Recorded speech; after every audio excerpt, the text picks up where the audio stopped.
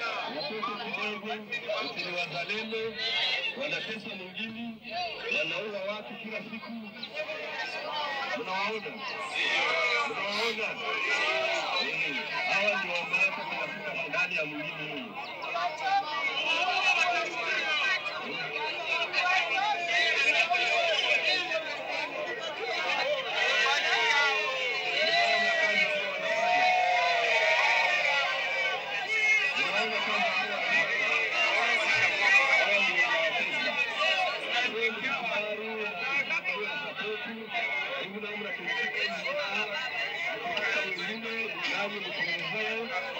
Wapatia namba ambayo itawasaidia.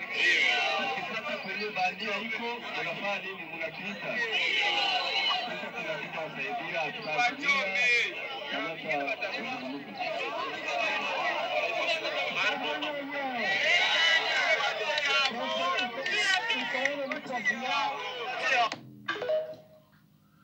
Voilà, bande konangai, les wazalendo sont fatigués. Ils sont presque tous arrêtés par les soldats de M. Corneille Nangaa et le M23. Et jusqu'à présent, les FARDC n'arrivent pas à récupérer ne fût-ce qu'un village ou bien une ville. Tout ce qu'on vous raconte par les chroniqueurs Balouba sont purement des mensonges. C'est triste. Purement des mensonges. Suivez un des Mourouba. Voilà.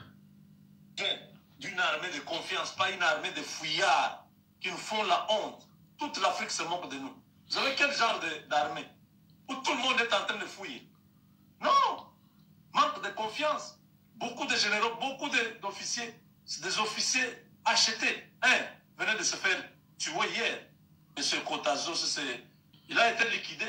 La traîtrise. On a besoin de gens comme le Boyan Kacham. Ça, c'est un homme. Ça, c'est un guerrier. En Ituri, Thomas Lubanga a essayé avec sa petite milice-là. Il était déjà en contact avec Nanga. Il voulait faire une branche avancée du M23 dans l'Ituri. On les a neutralisés. Lubanga a fui. Cet homme-là est rigoureux, discipliné. Alors, Bandeko, et ces soldats Kisangani, Équateur, chez moi, le Congo central, toutes ces provinces sont déjà entre les mains de Corneille Nangaa. Il n'y aura pas de résistance. Je vous parle en tant que pasteur, et pas n'importe quel pasteur, mais pasteur en Congo. Donc il n'y aura pas de résistance. Bon, on ne peut pas demander à Nangaa de précipiter, mais il sait ce qu'il est en train de faire. Mais je vous assure que Kisangani, chez sa ville natale, Katanga, c'est Katumbi et l'ami de Corneille Nangaa. Donc c'est fini. Et Bas-Congo, c'est chez moi le pasteur Jacques Dinabanza. Je soutiens vraiment 100% Corneille Nangaa. Parce que ce que les Congolais vivent actuellement, surtout à Kinshasa, c'est vraiment intolérable. Vous allez encore suivre ça. Oui, okay.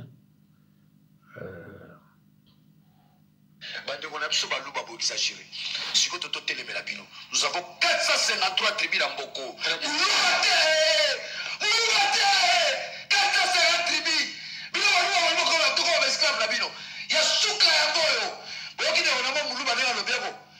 Je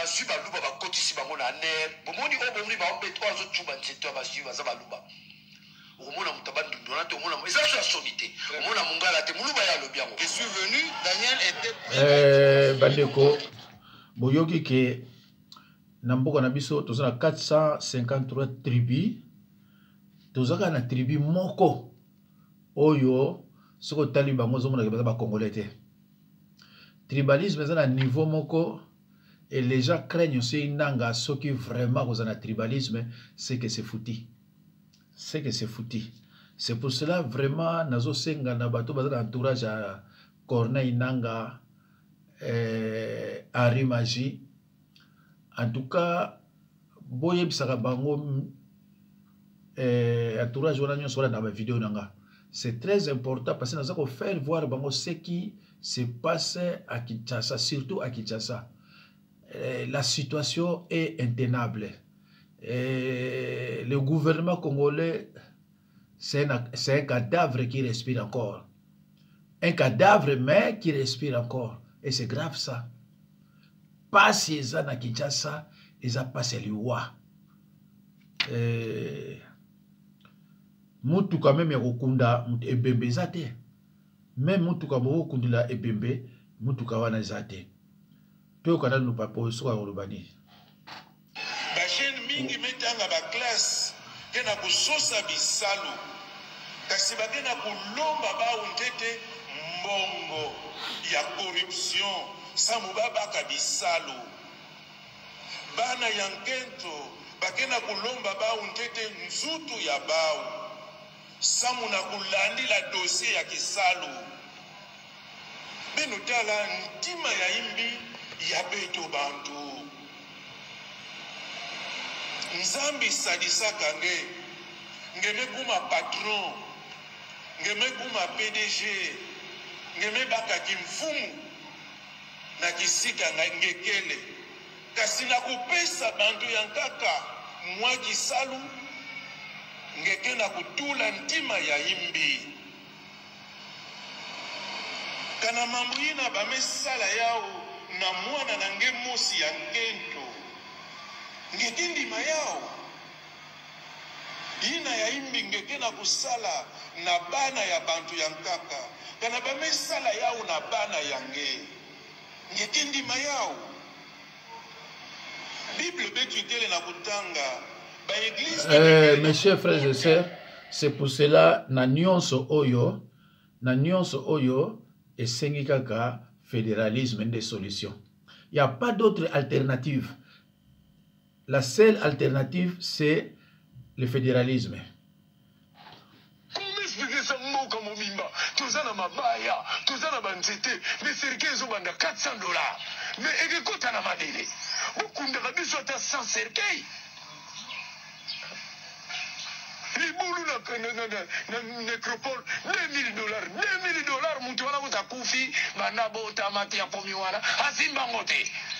Mena libulu ba continue pour na $2,000. Makamuni bolingi ko président de la République. Bolingi ni ngamboka na biso. Mtu responsabilité ukunda kabiso. C'est rien na Nigeria bakunda kabato fele.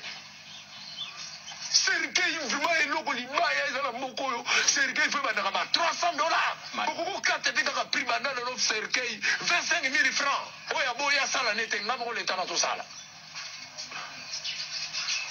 Pour quelle politique oh soki na di ba commissaire du peuple bara ba député wana salaire ma $700.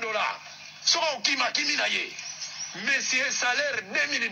Boutier ma député 700 messieurs atangisa ba petina na bekol na biso ba sel laïque ba sel bisumba $2,000. Total la siko bango ba député soki ba oya suma koma ba messieurs.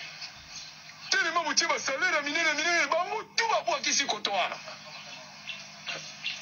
Président yo to ko chota ba $15,000.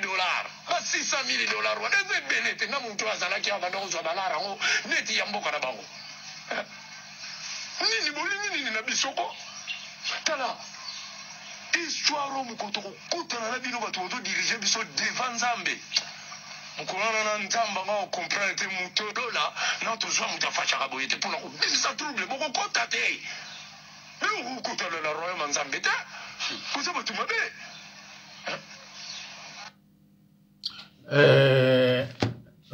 coordonnateur Corneille Nangaa yo moto kozwa pouvoir parce que na yebi kozwa pouvoir il faut yo kaka peuple il faut yo kaka ya ona chaka yango bolandaka parce que tango ozwa pouvoir oyebi ni na kosala pour na peuple oyo na mbongo bazofuta. Je tiens à vous rappeler que le mois passé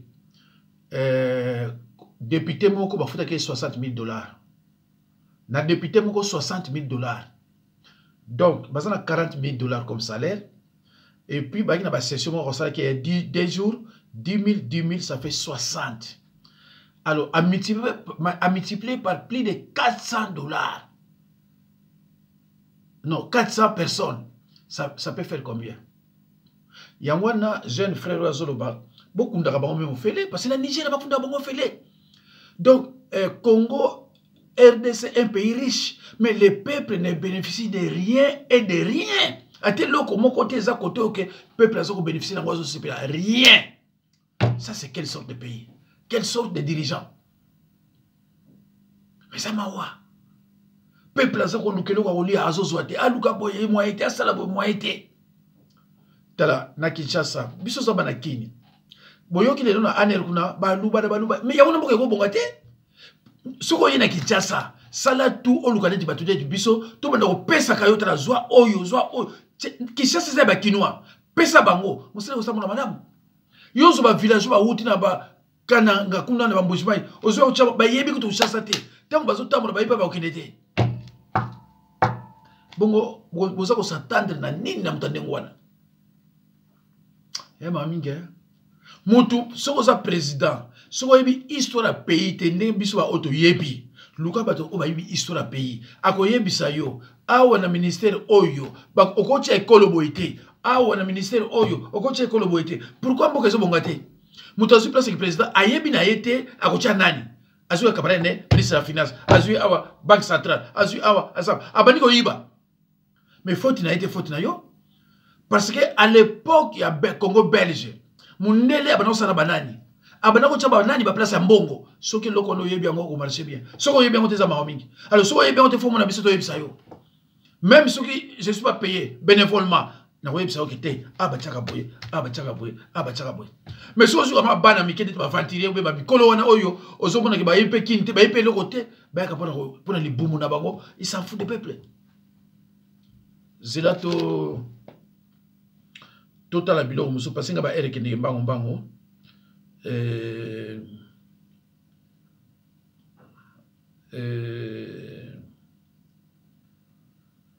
Ouf. Quand il faut attaquer, ils attaquent. Qu'est-ce qui s'est passé, les amis? Tshisekedi est un sanguinaire. Tshisekedi est un criminel, les amis. A Kosiri Sabana Yabato, Kobomi Sabana Yabato. Deuxième élément que je vais vous donner, les amis. J'ai vu les gens se réjouir au Basu Goma. Mais par quelle magie ces gens peuvent prendre Goma, peuvent prendre Kavumu? Qu'il me soit permis de vous rappeler ici que Goma était le centre névralgique de la sécurité et de la défense du régime Tshisekedi. Tshisekedi avait 40 000 hommes postés à Goma. Tshisekedi avait une artillerie insolente à Goma. Il y avait les FARDC à Goma. Il y avait les Sud-Africains à Goma. Il y avait la MONUSCO à Goma. Les Malawites à Goma. Il y avait les Burundais à Goma. Il y avait les Ouazalendo à Goma. Il y avait les FDLR à Goma. Ces dispositifs n'ont pas réussi à protéger la ville. Nanga et ses alliés ont réussi à faire sauter ces dispositifs-là. Les Sud-Africains ont été tués, les Burundais ont été tués, les FARDC ont été tués, les Ouazalendo ont été tués. On a ramassé leurs corps comme des makelele. Mais plus d'un mois ou 2 mois plus tard, on vient nous dire que des Ouazalendo vont récupérer Goma. Est-ce que c'est logique? Avant même Naloba, c'est logique. Donc là où les armées régulières, les Sud-Africains, les Malawites, les Burundais, la MONUSCO, les FARDC, les mercenaires roumains, là où tout ce monde-là, 40 000 hommes avec toute l'artillerie lourde qu'ils avaient, là où ces hommes ont échoué, comment vous pouvez imaginer que 50 et 200 Ouazalendo, avec des Kalachnikov à la main, peuvent réussir là où tout ce monde-là a échoué? C'est une folie. En réalité, c'est des actes criminels de M. Tshisekedi. Tshisekedi transforme les Ouazalendo aujourd'hui en un mouvement terroriste qu'il utilise pour s'aimer la terreur. C'est une opération kamikaze. La vie à Banoanezo représentait l'autre côté. Quelle est l'idée? Tshisekedi a appris que Kabila est en train d'aller dans l'Est de la République. Tshisekedi a les informations que Kabila va arriver dans l'Est de la République. Et j'ai largement développé sur la question de l'arrivée de Kabila dans l'Est de la République. Il sait que Kabila dans l'Est de la République, ça va sonner son glas. Ça sonnera la fin. Qu'est-ce qu'il fait? Tshisekedi utilise ses enfants Wazalendo comme des terroristes. Il expose la vie de ses enfants. L'objectif ici était de lancer un message d'insécurité pour faire peur à Kabila. C'est ça la réalité. C'était pas récupérer Kavumu, c'était pas récupérer Bukavu, c'était de lancer le message que l'insécurité est encore dans cette ville, que le M23 ne contrôle pas totalement la ville, qu'il ne faut pas mettre le pied dans un coin où l'insécurité règne.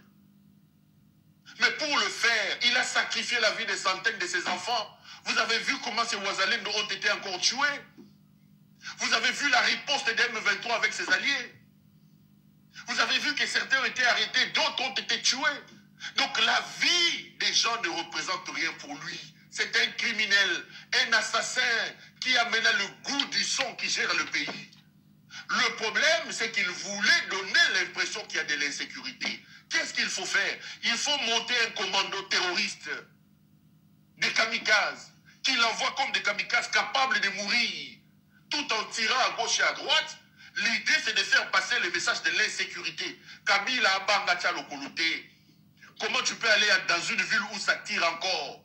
Ancien président, est-ce qu'on assure la peur de Kabila l'amène à sacrifier la vie de centaines de personnes? C'était ça l'objectif. Parce que logiquement, les amis, expliquez-moi, comment on peut croire que cette action de Ouazalendo peut faire récupérer la ville? 200, 300 Ouazalendo. Là où les Sud-Africains, je vous ai donné des éléments ici. Voilà, mes chers amis, tous ceux qui sont wana, D'une armée de confiance. total la bilo mususu. Mes chers amis, dans tout ça, solution ezakaka nini fédéralisme. Sans fédéralisme eza eloko mokote. Ba Congo ebandaka ma fédéralisme avant indépendance. Avant indépendance, ba Congo déjà abandaki na makaba fédéralisme. O bayibi histoire bayibi yango. Nzambe ko toucher Corneille Nanga po yepe akota na mouvement na biso ya ba fédéralisme. Ezana bato bazo condamner Nanga, mais Nanga te mutabandi makaba fédéralisme. Fédéralisme banda na bato yo basenga indépendance, c'est-à-dire na bako, ba Congo, ba mutabandi na fédéralisme. Et idée wana et kotiti na IDPS ti na conférence nationale souveraine. Yamono moni bambuta zabantu bato mayele temps ba kenda na kananga na 1964 ba saraka constitution de Luabur pona fédéralisme. Mobutu tango yaki lokola zalaki pena mayele te azaki esclave ba belle disons ya occident alinga ki fédéralisme te. Mais na conférence nationale sur 83 ba zongse ma fédéralisme na base na Alexei Bino nini Ngunza Carbone Etienne Sekedi bazo lobela fédéralisme bango bazo lobela yango bosiko yo boya yo zanani ba muso zo raison oh pays na guerre tout ça mais non pays na guerre on libérer on koni oza ko rêver on libérer on koni na tango guerre wana to sali fédéralisme na biso allez to banda ko lité na province et tout le monde va construire chez lui. Tout le monde a dans la province naie pour appeler sa valeur. Les lois yo banani ba télémina on pédant oyo bazo ba télémina on pédant na tozali mutasita sonizeno Mukongo pasteur Jacques Dinabanza Mukongo Corneille Nanga bon na évité sukaze colonie mais fois amta kisangani voilà et puis ndeko na biso nani directeur du cabinet Katumbi nani on a le baki kalate utiko le kao na bosel ko na ye mais boyebiye wazaki directeur du cabinet ya Katumbi a utiko na utiko le ba makamune sikoyo mais na bosel ko na ye yepe tozane longo pona makamu ya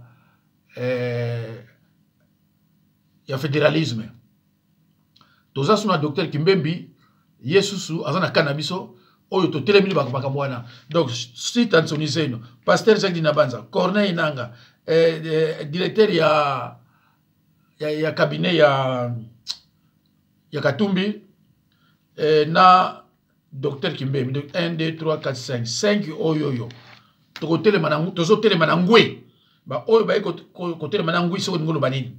Voilà. Donc tomoni awa na ba Congo tozana batu oyo bazo telema bazo tambola butu moyi pona ko sensibiliser batu pona fédéralisme. Alors so to yesusu awa tokomona bandeko bazo kende ko luka batu po ba défiler eza ya année oyo te eza avant nanga akoma na rébellion eza ya année oyo te babandaka déjà ko sensibiliser batu pona fédéralisme. Donc na luozi baza ya kotelema 10 secteurs mobiba baza ya kotelema pona fédéralisme. Toke na Mwanda, na Tiela, Kazangulu, Boma, Matadi, Kisantu, partout wana batu nyonso baza ya kotelema pona fédéralisme. Katanga pe atelema pona fédéralisme. Kisangani atelema pona fédéralisme. Équateur atelema pona fédéralisme. Bandundu atelema pona fédéralisme. Donc tozaka na batu moko bino boye bango ba nomades, les gens qui ne construisent pas ces jeux. Oyo baza province moko improductif pour l'instant. Donc tokolonga tokita tomata tokolonga. Et j'ai pris beaucoup pour Corneille Nanga là où il est. Et là où il a été. Je suis un pasteur à Congo, j'ai pris pour lui, Nzamba Zanaye, Apesai Makasi, quel que soit le temps que cela prendra, tu yebike a koma toujours na Kinshasa. Et tout ça na biloko moko, misu seze ya koluba pa batute, eze ya koluba pa na ye moko bala moko. Voilà. Total,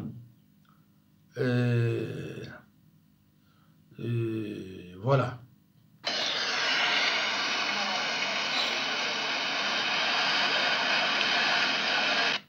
Bino batoza kuna bozo mona neki sasa yali ya bato bozo na katanga tango bozo chaba commentaire na bino tango bozo chaba commentaire na bino fo boyebaka olo balanga pe oza na mboka nini bino bandeko na ngai katanga tango yo vi oza ozu vidéo yo zala gentil au panza même na 20 personnes même 100 ce qu'on pense à monter ce que congolais c'est qu'on lingi fédéralisme était mais ce qu'on pour nanga ce qu'on suit vidéo panza ya ngona ndinga osakalate yo muto Équateur yo muto Bandundu yo muto Kisangani yo muto ya ba province nyonso ba Congo ce qu'on suit vidéo autozolo bila ba fédéralisme autozolo bila tozana simananga en tout cas panza ya ngo partout parce que tozana liberté ya ko choisir muto nyonso tozo fingati ko finga eza péché mais tozoloba nyonso pona bato oyo bazana sima ya nanga na bani toza 98 ou 97% oyo toza na sima ya nanga to lingi gouvernement oyo te cadavre qui respire encore totala na mbandaka baleinière ndenge ezindaki bato bakufi. Voilà.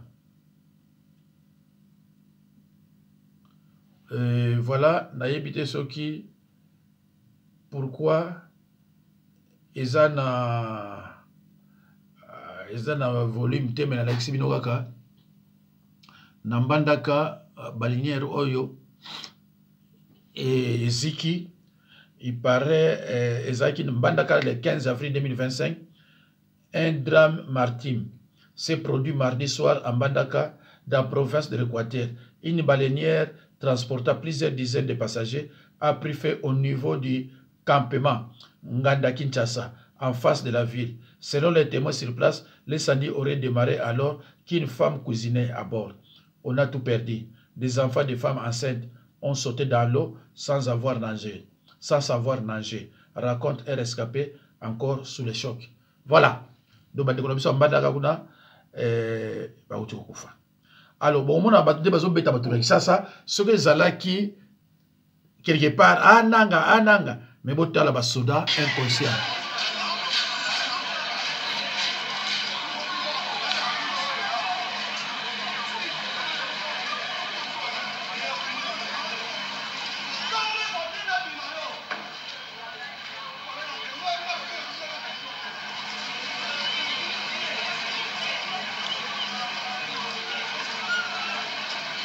Bon, wana na kati ya capitale, wana nangate, wana na kati ya capitale. Voilà. Parce que komi moindre loko senanga. Voilà. Bogotala IDPS. Makamaosa na Kinshasa mikolo. Voici les forces de régression de l'IDPS en action. Tout en homme.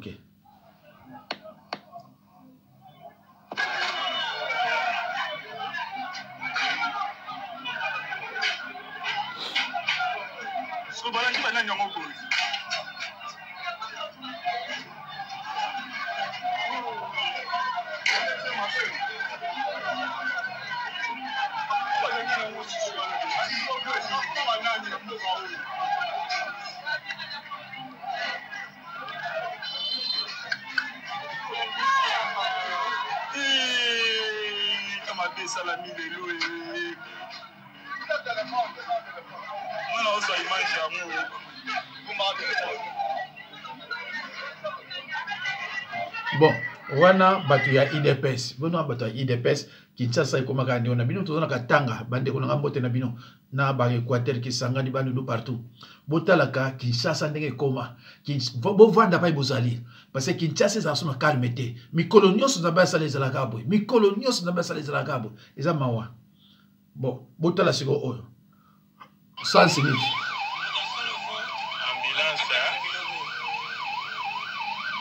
Ambulance, mariage. Donc, ambulance, ça a liboso, avec escorté ba marié. Et puis, ambulance, il y a FRDC. Donc, c'est sérieux à Timo. Et puis, nini na sens unique, hein? Bandi komoni mutu kawane sama eotambula na sens unique. Mais nani akoloba? Mutu akoloba zate. Un incendie grave encore, incendie musu grave bandeko. Voilà. Total. Nous sommes ici au port de Bankita. Un accident de naufrage vient d'avoir lieu. Il y a certainement plusieurs morts. Et il y a également des rescapés. Vous voyez là, c'est l'unité en question qui vient de chavirer. On nous signale que la source de l'accident, il y a eu l'incendie. On ne sait pas l'origine du feu. Il y a eu l'incendie et ça a causé plusieurs morts. Vous voyez, il y a des familles qui sont venues chercher les siens. Et il y a également des rescapés, comme on nous signale. Voilà. C'est précisément au port de Bankita. Ici, c'est en appelé. Là-bas, c'est le port de Bankita. C'est vraiment grave. Et nous vous signalons que cet accident s'observe. Celui qui vient d'avoir lieu, c'était le 7 avril à Maïta, où le bilan c'était encore très lourd, plus de 200 morts, et nous venons encore d'assister à un autre cas d'accident et la population déplore l'inadvertance des autorités en place. L'accident s'est déroulé ou passé en face du centre-ville. Kinshasa, campement Kinshasa, que vous voyez là. Mais depuis 15 heures jusqu'à maintenant, il n'y a aucune intervention.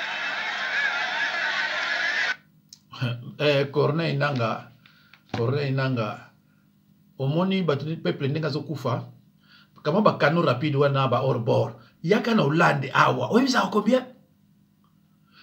Même pas $40,000 au bazo futa député.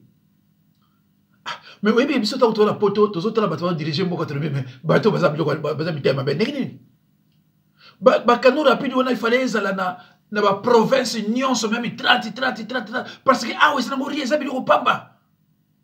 Na kine ça biloko minene ma mingi. Tant bazo ba ke un homme noir azama kaku. Biso wanga na ngo pourquoi?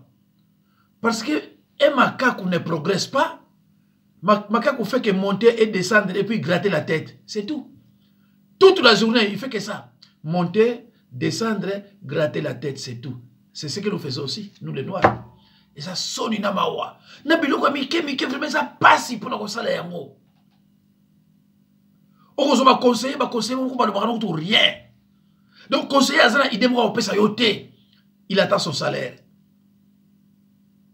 eza mawa vraiment eza mawa ekomi soni moko ya soni ya kosakana te mpona koloba ke oza moto ya mboka wana Pas une armée de fouillards. ah, armée de fouillards. Vous savez quel genre d'armée où tout le monde est en train de fouiller?